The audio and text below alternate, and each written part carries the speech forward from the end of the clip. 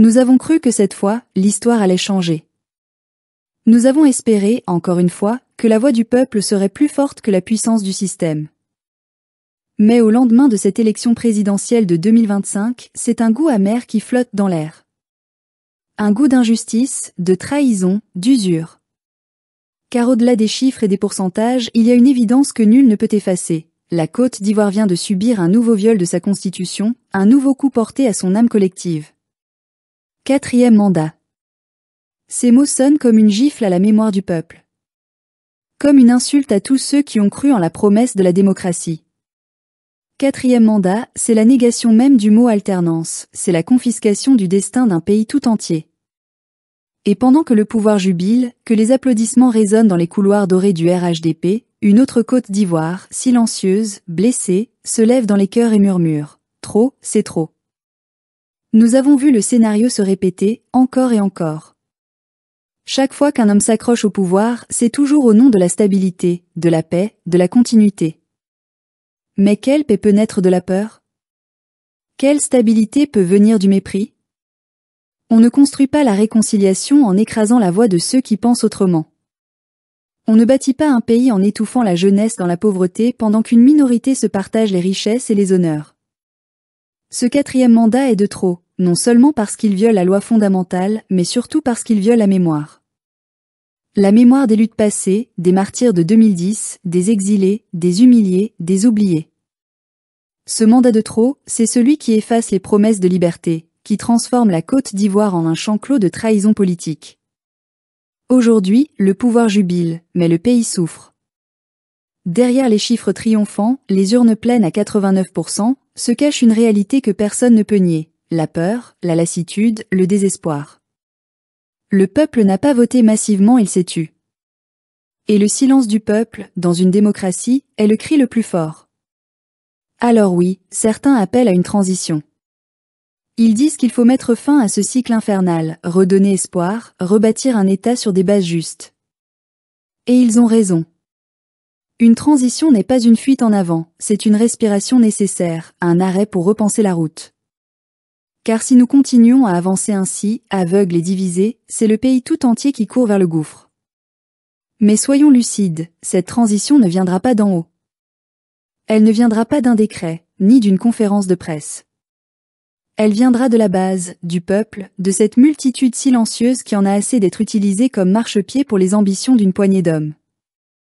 Elle viendra des jeunes, des femmes, des paysans, des travailleurs, de tous ceux qui n'ont plus rien à perdre sinon leur chaîne. Le pouvoir actuel croit que le temps efface tout, que la mémoire s'émousse. Mais nous n'oublions pas. Nous n'oublions pas la promesse d'une Côte d'Ivoire libre, souveraine, digne.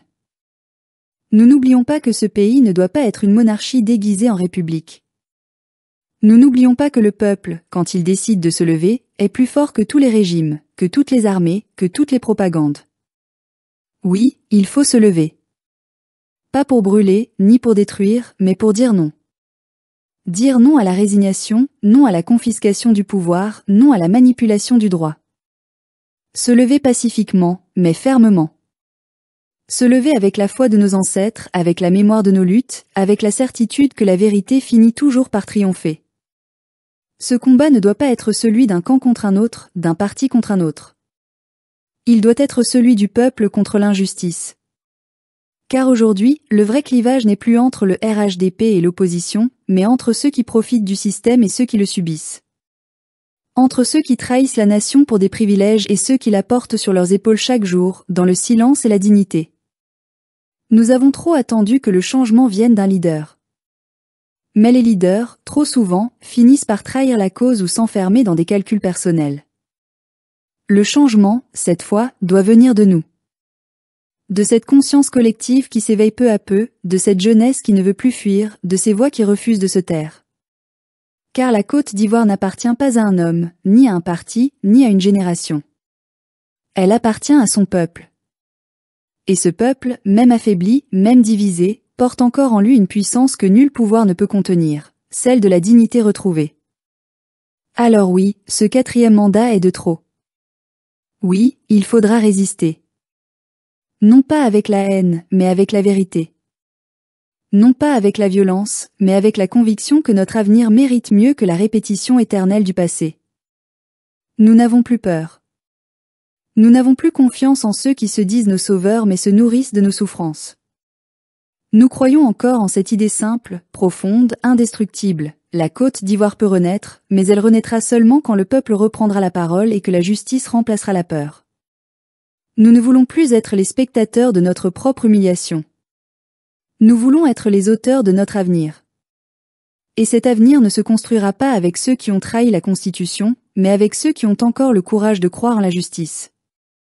Nous voulons une Côte d'Ivoire réconciliée, pas une Côte d'Ivoire muselée. Une Côte d'Ivoire libre, pas une Côte d'Ivoire soumise à des intérêts étrangers. Alors que le pouvoir se prépare, la peur a changé de camp. Le peuple ivoirien, qu'il soit pro-Gbagbo, pro-Simone ou sans parti, commence à comprendre que la vraie lutte n'est plus entre les hommes politiques, mais entre la vérité et le mensonge, entre la liberté et la soumission. Et dans ce combat, aucune armée, aucune manipulation médiatique ne pourra étouffer la voix d'un peuple debout.